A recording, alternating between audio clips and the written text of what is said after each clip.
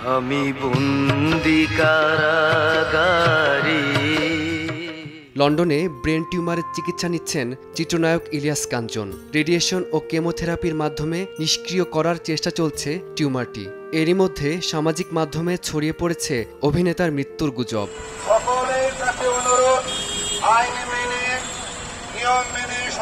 বাবার মৃত্যুর গুজবে ক্ষুব্ধ ছেলে মিরাজুল মঈন জয়। দেশবাসীকে বিভ্রান্ত না হওয়ার আহ্বান জানান তিনি। পরিবারের এই দুঃসময়ে সবাইকে পাশে থাকার অনুরোধ জানিয়েছেন নায়কপুত্র। আমাকে কুকুরের মতো দূর দূর করে তাড়িয়ে দিল। গত 5 আগস্ট উইলিংটন হাসপাতালে অধ্যাপক ডিমিট্রিয়াসের নেতৃত্বে ইলিয়াস কাঞ্চনের মাথায় করা হয়েছে অস্ত্রোপচার। অত্যন্ত ব্যয়বহুল চিকিৎসায় মানব চিকিৎসকের পাশাপাশি অংশ নিয়েছিল 3টি রোবট। ফলে অস্ত্রোপচারের সময় মানব ভুলের ঝুঁকি কম ও শরীরের ক্ষতও দ্রুত সেরে উঠবে বলে আশা করছেন চিকিৎসকরা। মানুষ এখানে সড়কে মৃত্যুবরণ করছে। লন্ডনে একমাত্র মেয়ে ইশরাতের বাসায় থেকেই চিকিৎসা নিচ্ছেন ইলিয়াস কাঞ্চন।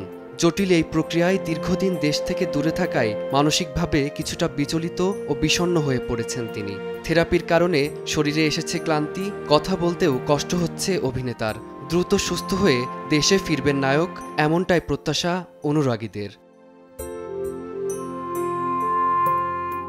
ফারদিন মাঝার, সময় সংবাদ, ঢাকা।